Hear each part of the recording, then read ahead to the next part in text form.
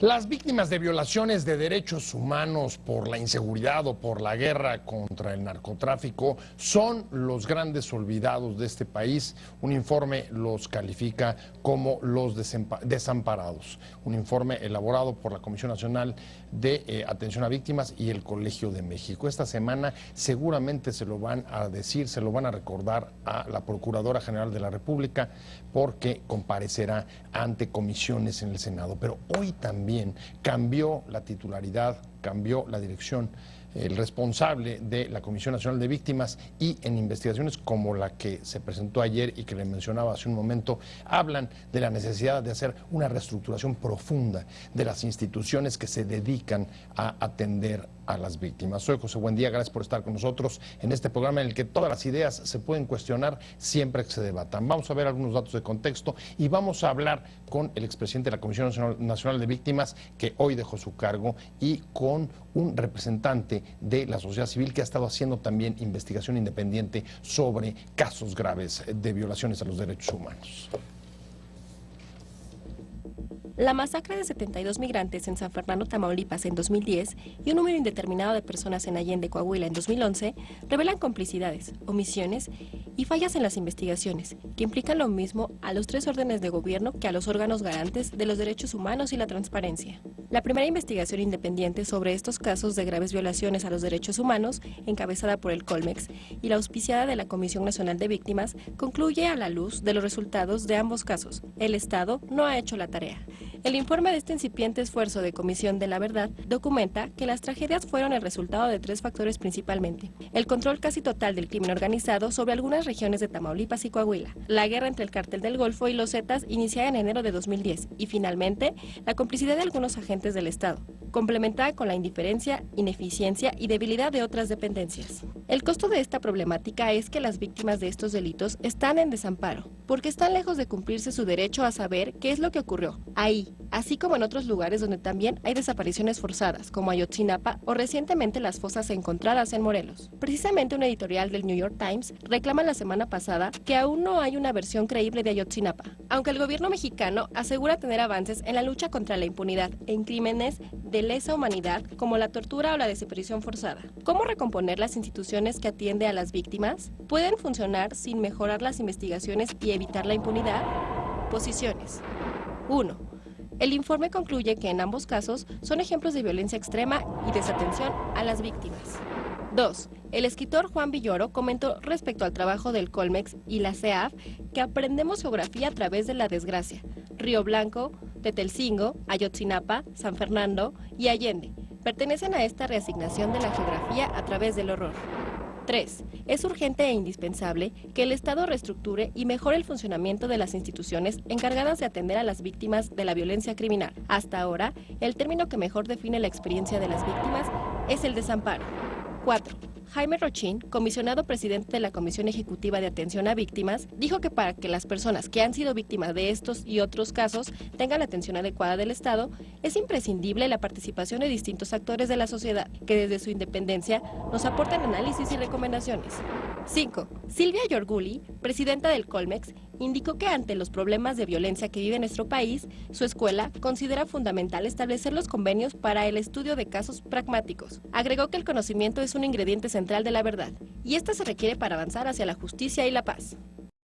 Arrancamos con opiniones encontradas. Muchas gracias por estar con nosotros. Y esta semana está emergiendo otra vez el tema de las víctimas de la violencia y de violaciones a derechos humanos, graves violaciones en muchos de los casos a derechos humanos.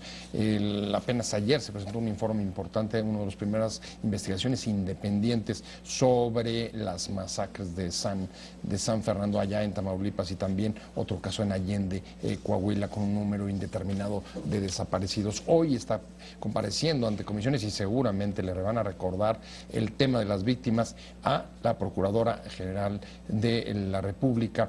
Y me da mucho gusto que hoy, después de que ayer concluyó, bueno, ayer fue su último día, hoy entregó la estafeta el exdirector ya a esta altura del partido de la Comisión Nacional de Víctimas, Jaime Rochín. Muchas gracias por estar con nosotros. Muchas gracias. Un placer tenerte. Acabas de entregar, ¿no? Sí, el día de ayer, de hecho, en el informe de Allende, fue mi último acto oficial, digámoslo así. Y efectivamente, hoy ya el Pleno de la Comisión Ejecutiva eligió un nuevo presidente. Y pues adelante, a seguirle en la defensa de los derechos humanos y los derechos de las víctimas. Muy bien, Humberto Guerrero, muchas gracias, investigador de Fundar, que ha estado también metido en investigaciones independientes, también en Tamaulipas. ¿No? En Coahuila específicamente, ¿no? Y Sí. algunos otros casos en Guerrero, también apoyando al Centro PRO en el caso de Ayotzinapa, por ejemplo. Pues muy interesante.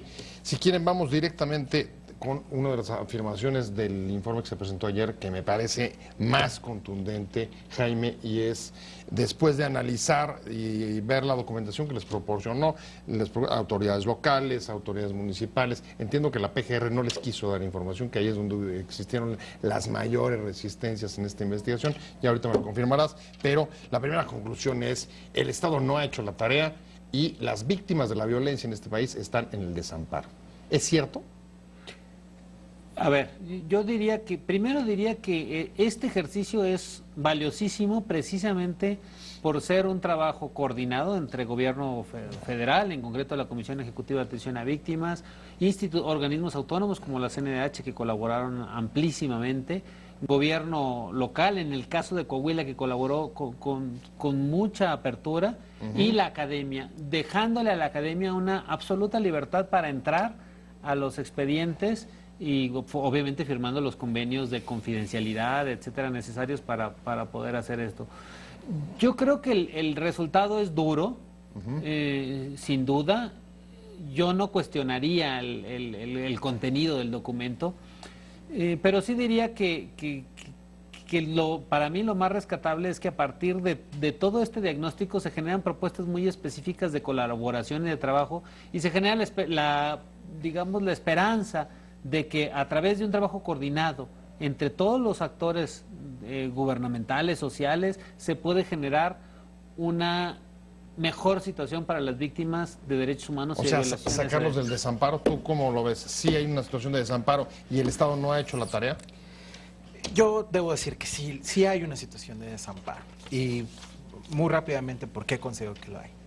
Yo creo que el primer síntoma es lo que está sucediendo con las personas, con los familiares que están saliendo a buscar con sus propios recursos, con sus propios medios, a sus familiares. Es el caso de Sinaloa, ¿no? Caso de Sinaloa, el caso de Veracruz, algunos grupos también en el propio estado de Coahuila, donde, o sea, yo no sé si logramos dimensionar la magnitud del hecho de que un familiar ante la desesperación decida salir a buscar bajo sus propios recursos. Ante la inacción, la falta de apoyo. Es básicamente la claudicación del Estado de Derecho, Pepe.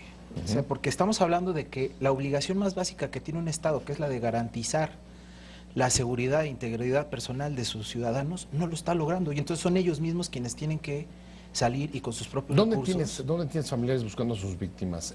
¿Sabía el caso de Sinaloa? En Veracruz. Familiares organizados. En Veracruz, Grupo Solecito, por ejemplo.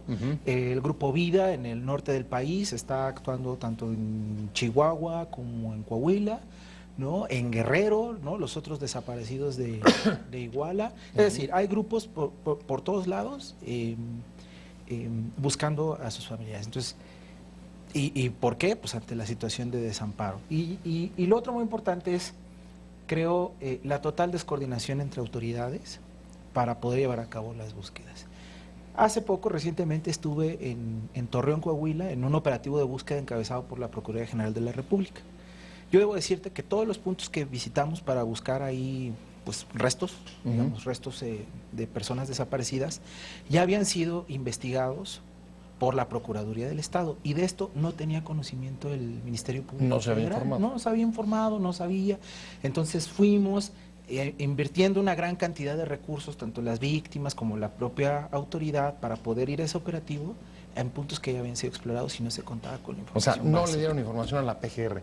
¿Ustedes recibieron apoyo de la PGR? Porque entiendo que las resistencias que enfrentó esta investigación, la más importante fue el acceso a la información por parte de la Procuraduría.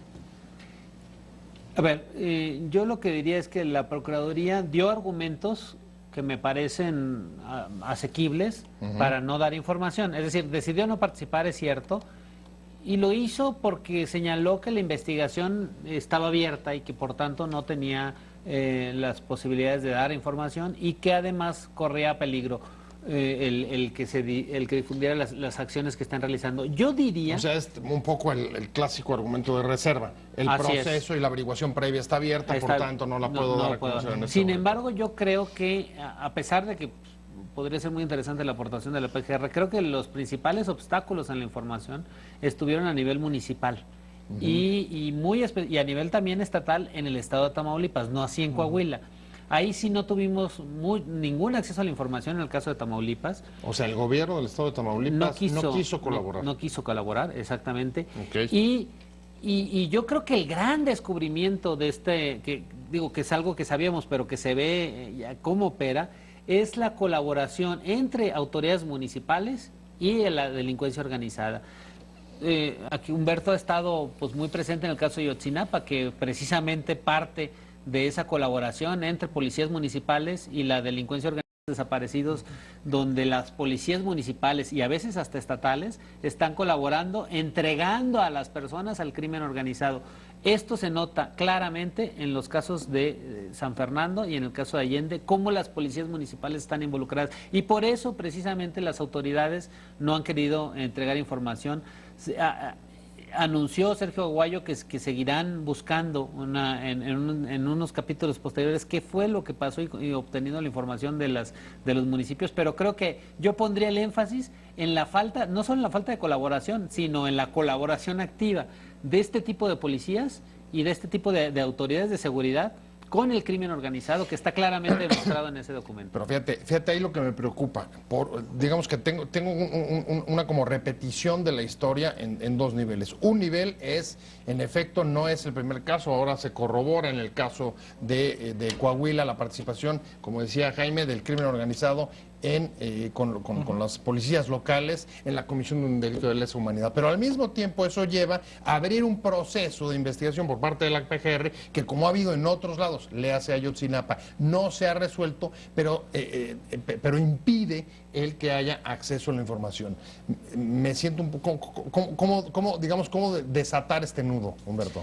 Mira, a ver, esta discusión sobre la reserva de la información en este tipo de casos es una batalla larga, no es nueva, digamos, desde el caso emblemático de Rosendo Radilla Pacheco, se recordará que en su momento la PGR le reservó la información a la propia Corte Interamericana de Derechos Humanos, alegando que era una investigación abierta. Al respecto, simplemente hay que recordar que nuestra Ley General sobre acceso a la información pública gubernamental claramente dice que tratándose de graves violaciones a derechos humanos, no se puede alegar reserva de la información. Ahora, es un excluyente de la reserva. Exactamente. Y si PGR lo que alega es que... ahora, la investigación que hicieron, y corrígeme, Jaime, si estoy mal, ¿no? Era un ejercicio de verdad, ¿no? Era un ejercicio de memoria histórica, esta investigación que hicieron.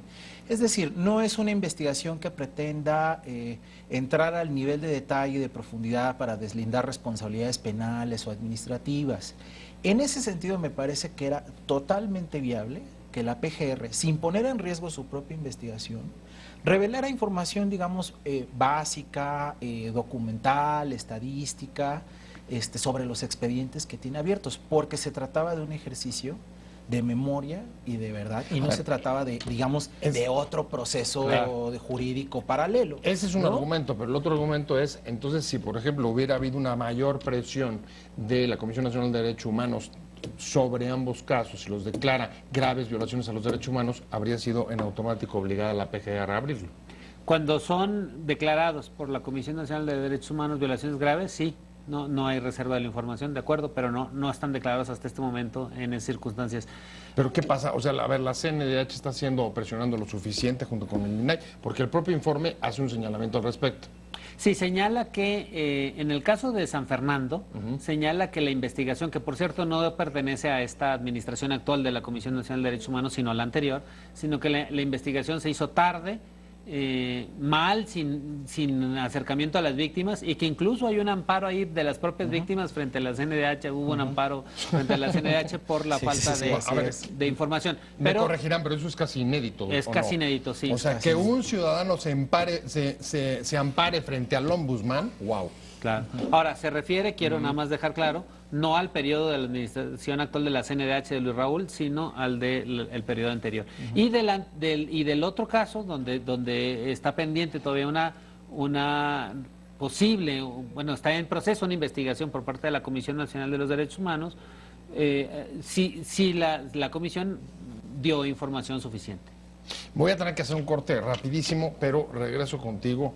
Hay una serie digamos, de diagnósticos, porque sí fue digamos, un estudio de memoria y de recordar y tratar de reestructurar y contar un poco los hechos, pero también, hasta donde me pude meter, hay una serie de recomendaciones a partir digamos, de las problemáticas que encontraron. Por ejemplo, pues todo el tema del control del crimen organizado sobre ciertos territorios, pero también la complicidad de los agentes que ya lo mencionaban, y además, digamos, la incapacidad de las propias autoridades de investigar. Estamos de regreso en Opiniones Encontradas y estamos hablando de las víctimas de la violencia y de las violaciones a los derechos humanos que han padecido las víctimas en este país. Y estamos hablando con Jaime Rochín, hasta ayer presidente de la Comisión Nacional de Atención a Víctimas. Hoy hubo un cambio en esa institución. Y Humberto Guerrero, me quedé contigo, Humberto. Una de las conclusiones del informe que acaba de presentar, que ayer presentó Jaime junto con el Colmex y otras personas, es incapacidad de las autoridades para investigar, para darnos, digamos, narrativas creíbles que nos expliquen qué y por qué y a qué se deben las desapariciones forzadas. Y ustedes traen una experiencia en Ayotzinapa con las víctimas. ¿De qué manera les sirve, corrobora o no? ¿Y qué están haciendo con ellas? Mira, incapacidad incluso podría empezar a quedarse corto para hablar de lo que estamos viviendo. Es decir, me explico, lo que estamos viviendo es una situación de impunidad, pero que uno empieza a ver patrones de actuación por parte de las autoridades encargadas de investigar, que podrían empezar a hablar de más bien una decisión deliberada de no hacer justicia en esos casos, es decir, de mantener una situación de impunidad.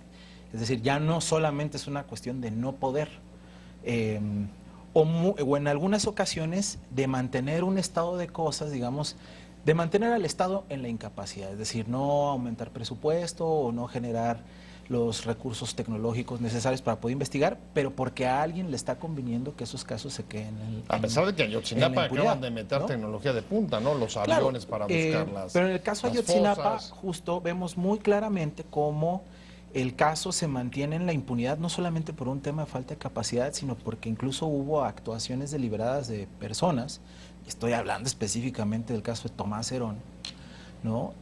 Para distorsionar la realidad de los hechos, ¿no? Y es algo que se mantiene en la impunidad y sin tener una respuesta clara sobre qué es lo que sucedió, ¿no? Y Ayotzinapa no es un caso aislado, digamos, es la regla general. Yo a lo que voy es que imagínense, si siendo Ayotzinapa un caso con tal emblemático, con tal magnitud han pasado, imagínense en los casos que no tienen este tipo de atención, ¿no? Es decir, estamos ante la parálisis total del Estado para poder resolver estos casos. Y yo diría, se ha hecho mucho énfasis en el tema de las autoridades municipales y su colusión con el crimen organizado, pero no hay que olvidar los otros niveles de gobierno, el estatal y el federal. Están menos documentados, es cierto, hay menos elementos para poder hablar con contundencia sobre eso, pero justo el grupo interdisciplinario de expertos nos dejó algunos elementos al respecto y fue muy claro, o sea, el análisis que hizo el GIEI sobre lo ocurrido en Iguala esa noche de septiembre, ¿no?, es que el operativo para cercar los autobuses fue no solamente municipal, sino incluyó autoridades estatales e incluso federales. Pero fíjate, ahí es donde me pierdo un poco, porque a ver, en el caso de Ayotzinapa, como ejemplo, sobre todo, si existiera esta clase de patrones de los que está hablando hace un momento Humberto, y te diría, a ver, creo que el primer interesado en que el asunto se esclareciera, pues tendría que ser el gobierno federal, porque estaba sucediendo a nivel local y el involucramiento, digamos, del crimen estaba haciendo con las autoridades locales. Claro. ¿Qué ventaja podría sacar el federal en eso? Mira, O sea, ¿por qué necesitaría encubrir o tapar a quién? Yo creo que el no entender bien el federalismo en nuestro país, porque es algo que nos inventamos un poco, no éramos una república federal realmente en la práctica hace poco, nos ha generado muchas incertidumbres y muchas dudas, y entonces se echan la bolita, por decirlo de alguna manera, las autoridades, y yo creo que cuando se trata de violaciones graves a derechos humanos, la autoridad federal efectivamente debe entrar lo más pronto posible y tomar cartas en el asunto. Creo que Ayotzinapa fue un caso donde eso Fue lento y debe ser, y por supuesto, lo que pasa es que llamó más la atención, pero O sea, digamos que la investigación que traemos ayer Ajá. refleja lo mismo respecto de hechos que sucedieron en 2010 y en 2011, O sea, pero el no se pecado está haciendo conocieron. de omisión. Hasta por lo menos hasta Ayotzinapa. Yo pienso que el gobierno federal sí ha logrado entender esta dinámica después de Ayotzinapa. Por ejemplo, te voy a poner el caso de Tierra Blanca. Ajá. En Tierra Blanca el gobierno federal entró y entró bien a atender, a investigar, a resolver, y fue un caso muy exitoso de solución donde la Secretaría de Gobernación, la propia Comisión de Víctimas, la Policía Federal, todos entraron a atender y a resolver. Ha habido casos donde, digamos, yo sí creo que Ayotzinapa es un antes y un después y que sí marca algún aprendizaje, por lo menos para el gobierno federal. Lo que sí falta es mayor claridad en cómo detener estas acciones de violencia terrible donde están involucradas policías estatales o policías municipales con el crimen organizado. Allí es donde en la prevención es donde ahora se tiene que dar la batalla, pero yo creo que en la atención a nivel federal hay una buena solución. Una cosa que me parece importante de este documento, es que se señala la falta de atención hacia las víctimas en general, no solo de la Comisión Ejecutiva. Tiene una parte crítica hacia la Comisión Ejecutiva que, por supuesto, para mí y para quienes se quedan en la Comisión Ejecutiva debe ser muy importante de analizar. La Comisión Ejecutiva es un órgano nuevo, federal, que debe responder de manera más eficaz a las víctimas. Sin embargo, lo que señala el documento es que a nivel local no hay ningún tipo de atención para las víctimas y hay una imposibilidad de la Comisión Ejecutiva del Gobierno Federal para atender víctimas locales. Otra vez, la mayoría de las víctimas quedan abandonadas por no tener acceso a la atención de la Comisión Ejecutiva del Gobierno Federal y porque en sus estados verdaderamente, en la mayoría de los casos, en Guerrero, en Coahuila, en Tamaulipas, en Veracruz, no hay comisiones Que ejecutivas además la que Comisión realmente Nacional no funcionen. puede dar abasto a todos. Por supuesto que no. Aunque hubiera ese acceso, no puede responder a todos los casos. No puede responder porque Son 27,000 desaparecidos. Y el problema además no solo son los desaparecidos, hay un montón de personas que han tenido que ser desplazadas por la violencia, hay un montón de casos de otro tipo de delitos que están sobrepasando la capacidad, por supuesto, de la Comisión Ejecutiva. Coincides Ayotzinapa un antes y un después, y ahí a partir de ese hito se rompe un poco esas rutinas. El gobierno federal aprende, y el problema es que a nivel estatal no se han puesto las pilas. Voy a un corte comercial, regreso con eso contigo. Las víctimas de la violencia, los desamparados del impacto de las consecuencias de la inseguridad. Estamos hablando con Jaime Rochín, expresidente de la Comisión Nacional de Atención a Víctimas, y con Humberto Guerrero. Humberto, me quedé contigo. Y el asunto era si, como coincides con Rochín o no, hay un antes y un después de Ayotzinapa. Sí se rompe ahí lo que tú señalabas de digamos, el modus operandi, y si hay lecciones que se han aprendido por parte del gobierno federal, y qué pasa con los estados. Mira, coincido en la parte en que es un antes y un después, en el sentido de que Ayotzinapa nos viene a abrir los ojos, ¿no? Respecto al nivel de crisis de institucionalidad que vive este país, ¿no? Si le dejó lecciones aprendidas al gobierno federal, ahí es donde yo no coincidiría del todo. Y me refiero a dos cosas que para mí son indicativas de que esa lección, o sea, de que justo el nivel de descomposición que hay en las regiones, en los territorios, en los estados, y de que entonces la federación tiene que asumir un rol proactivo y de liderazgo para atajar la crisis, me parece que no es así, en primer lugar, porque si uno revisa lo que está haciendo la política de trabajo, de la Fiscalía de Búsqueda, de la PGR, es más bien lo que está intentando hacer es muchos expedientes que ya tienen atraídos en la federación, es regresarlos de nueva cuenta a los estados, ¿no? Estados donde no es que ya se hayan construido las garantías suficientes para que las víctimas puedan, en un ambiente de seguridad, poder impulsar sus investigaciones, ¿no? Para nada, ¿no? Y el segundo es lo que se está discutiendo sobre una nueva ley general sobre desapariciones forzadas. Ahí está en el Senado. Está en el Senado. Peña Nieto lo anunció como una de sus 10 medidas básicas para afrontar la crisis de derechos humanos. Y en las discusiones de esa ley, este tema, o sea, el rol de la Federación en combatir la desaparición forzada y en buscar personas ha sido medular. Y la postura del gobierno federal ha sido no, nosotros no queremos asumir la responsabilidad de las fallas y carencias que hay en las entidades federativas. Jaime, ¿no? Es que, ¿Qué opinas tú? no, digo, Porque claro. de ahí, de tu respuesta me voy a la recta final del programa, que es, ¿y qué hay que reestructurar de la Comisión? claro, es que, a ver, el tema fundamental es cierto que la debilidad está en los estados y entonces todo está cayendo en el gobierno federal. Y el gobierno federal, un poco lo que decías tú de la Comisión Ejecutiva de Atención a Víctimas, pasa igual con las procuradurías. La Procuraduría dice, yo no me puedo hacer cargo de todos los delitos que están sucediendo en el país porque no tengo esa capacidad ni esa posibilidad. Está rebasado. Y me rebasa. Tengo que hacer que los estados funcionen. El tema es cómo le hacemos para que las autoridades locales en investigación, en atención a víctimas, en acceso a la justicia, realmente funcionen como deben funcionar. Y hoy no hemos encontrado la llave para hacer funcionar a los municipios y a los estados en ámbitos de justicia. Pero entonces ahí la pregunta es, ¿y cómo reestructurar las comisiones, organismos o instituciones de atención a víctimas si, por un lado, pues no tienes los recursos para centralizar, pero por otro lado tampoco puedes dejarlo en los estados? En este caso, las víctimas, sí tenemos una propuesta que le hemos puesto sobre la mesa en toda la discusión sobre la ley general. Y es, a ver, reconocemos que la Federación quizá no va a poder asumir la búsqueda de todas las personas que están desaparecidas en este país, ¿no? Pero sí tiene que asumir un rol de coordinación, de unificación, de liderazgo en el proceso de búsqueda y de ponerle orden, ¿no? Y nuestra propuesta es que eso se haga a través de una Comisión Nacional de Búsqueda, ¿no?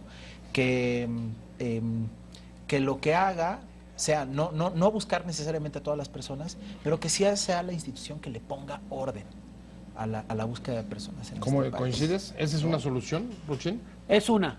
Yo creo que por esa sí. o Yo creo es que una otra? Comisión Nacional de Búsqueda está en la propuesta de iniciativa que está por aprobarse, y a mí me parece muy positiva. Sin embargo, hay otros temas que están ahí pendientes, como por ejemplo la propia coordinación entre las comisiones ejecutivas de atención a víctimas, la atención, y yo creo que allí un tema que a mí me gustaría poner en la agenda fundamentalmente es, urge reformar la Ley General de Víctimas para hacerla un órgano mucho más ejecutivo. Yo me voy contento de lo que pude lograr con lo que teníamos, pero muy insatisfecho de lo que debimos haber hecho como Estado en materia de víctimas y no hicimos.